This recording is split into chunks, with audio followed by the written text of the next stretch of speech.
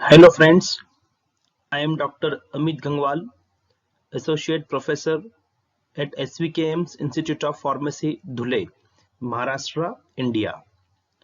So in this video, I will talk about how AI, that is artificial intelligence, is being used in drug discovery. So AI for AI, that is for actionable insights, we have to use only artificial intelligence.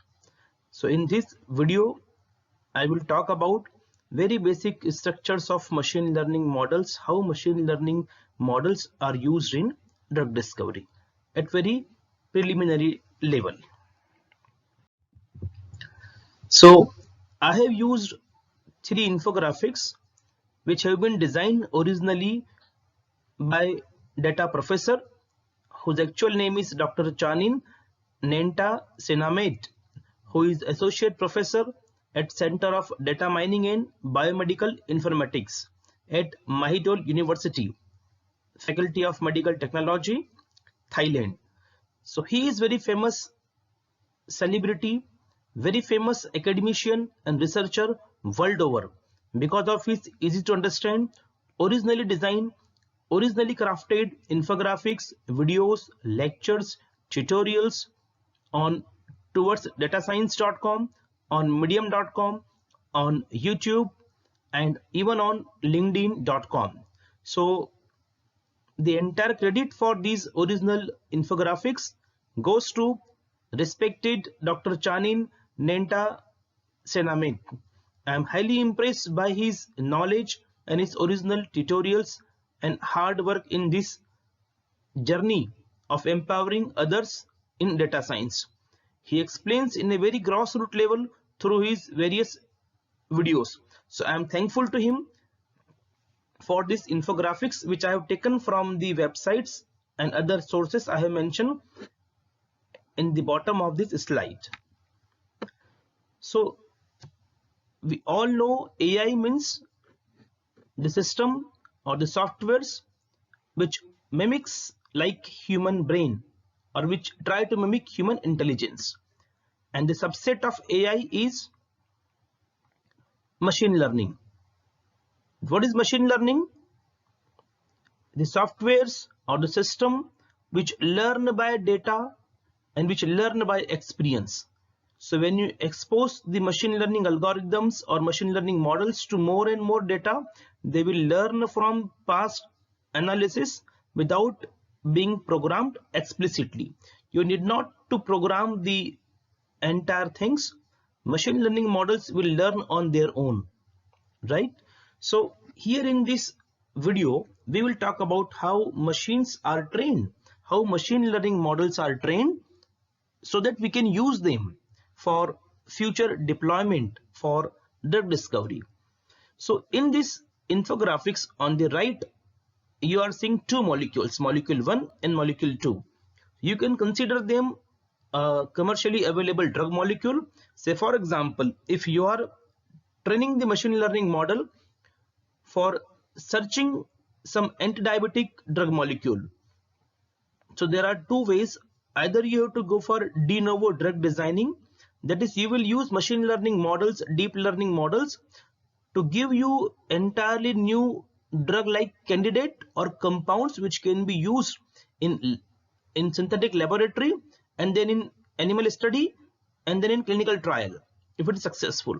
So there are two ways to use machine learning or deep learning models to devise drugs. So one is de novo drug designing, where your machine learning models or deep learning models will generate drug like structures entirely new. Second is repurposing or repositioning, that is to explore the databases of commercially hit or failed drug molecule for off-label usage, that is the usage or indications which have not been given in the orange book of US FDA, or the compounds or the drugs which have not been tested for another indication or for treatment of another diseases, that is repurposing. It is easier because you may not have to go for entire details like new drug entity like clinical trial experiments in animal like this. So two ways are there. So in either of these cases, we have to go for this preliminary machine learning training. So we are coming back to the infographics. In the right side, you are seeing two drug-like molecule or two drug molecule, molecule 1, molecule 2. For example, they are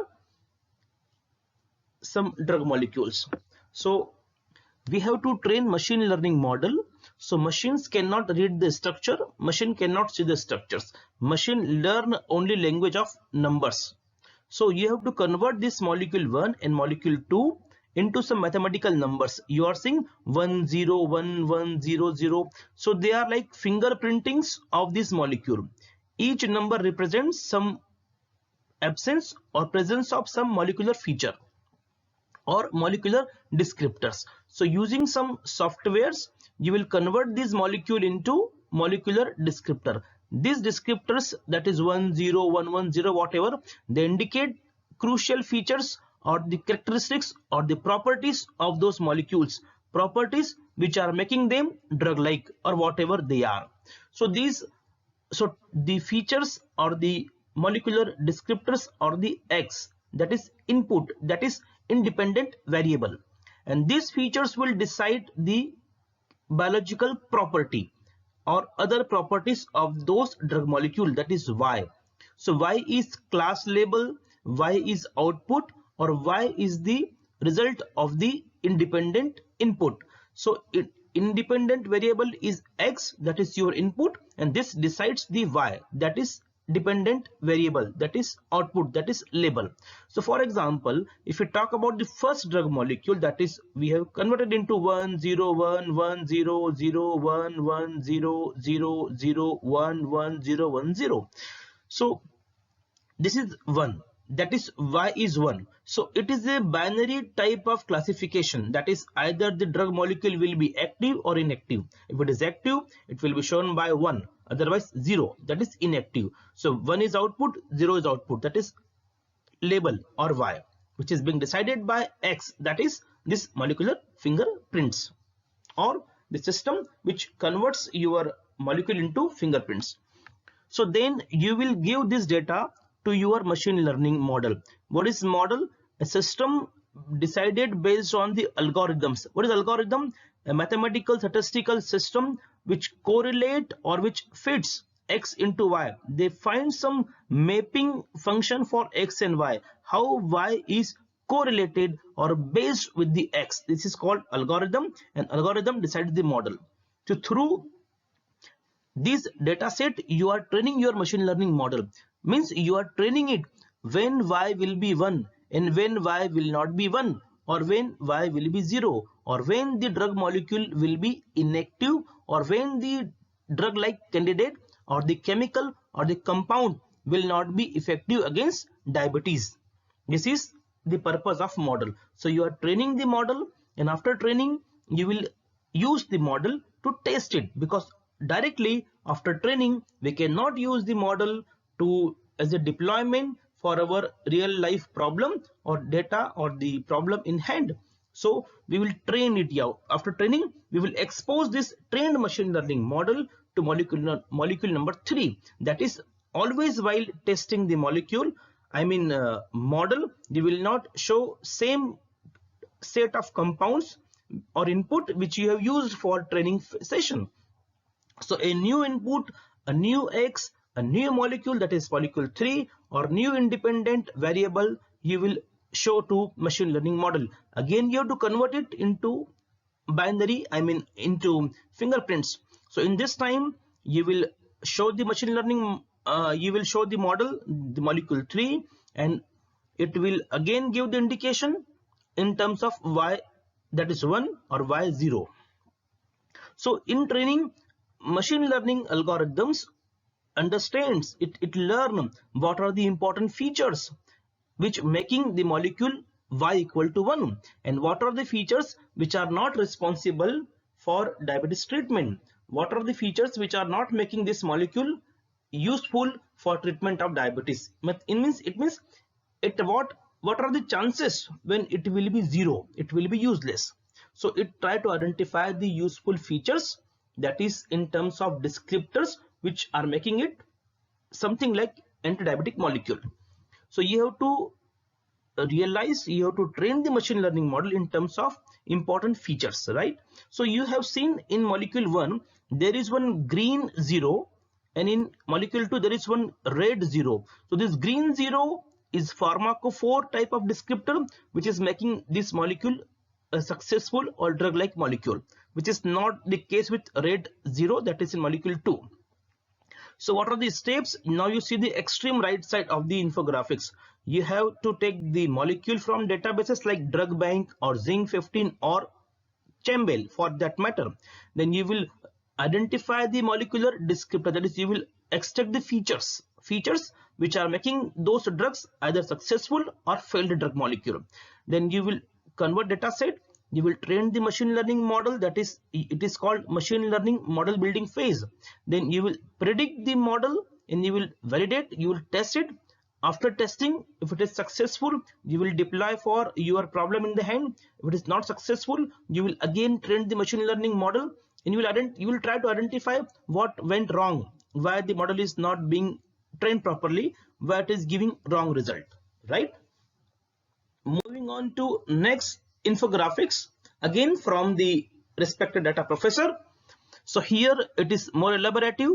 We have initial data set, for example data set from Chembel, Zinc 15 or Drug Bank or other commercially available proprietary database or free database, which is called openly available database. So you will use the data, you will clean the data, means you will remove unwanted, duplicate, outliers, means data which is not fit for particular class or category. Suppose you have some data which is missing, or you have some data of antiviral type of molecule in anti-diabetic database, you will remove it, you will remove. Or you have some data which is redundant, double in number, you will remove those. So this is called data cleaning, data curation, and removing the data from the wanted data. Now you will pre-process the data, means you will remove all unwanted data, you will make it to same uniform scale. For example, you have the data in terms of for example solubility, then you will curate all data in terms of solubility only. You cannot add data of log p or molecular weight, means all your data should be of uniform scale and uniform size.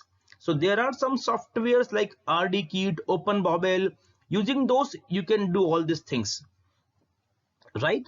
Then you have to go for exploratory data analysis also, that is PCA and SOM, that is principal component analysis and self-organizing maps. These are two technologies which are very much in use for reducing data from high dimensional to low dimensional space. Means you have lot many features in your input data set. So these two techniques will remove unwanted features on their own, and they will make your task easy at subsequent step. So now see the left side, as we have seen in earlier slides. Now input variables and output variable. So you have three inputs. You have, say for example, three type of features, x1, x2, x3 likewise, and based on the input description, input molecule input features, you are getting y, a or b. Say for example, A is active, B is inactive, something like that, you can understand. Now after pre-processing the data, you got the data, you clean it.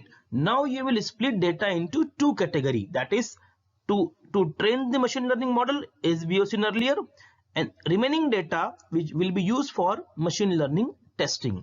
Usually 80% data, suppose you have 100 molecules, so 80 molecules will be used to train the machine learning model or to build up your model. After building the model, after training the model, you will use remaining 20% of data for testing the model. So now your machine learning model will learn the data, why it is y is active or y is inactive.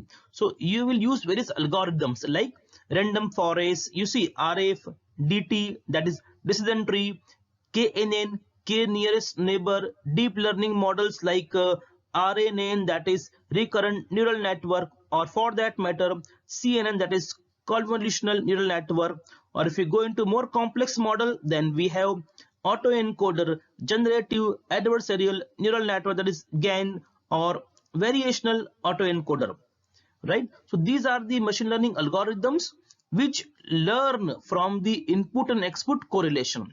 Input and output, that is, there should be some mapping function which will map y with x, why y is active or why y is inactive. So based on those correlation between x and y, you will train machine learning model using various algorithm, as I told you: random forest, decision tree, KNN, SVM, support vector machine. These are the machine learning algorithms which are used at various scales in this type of task, that is machine learning.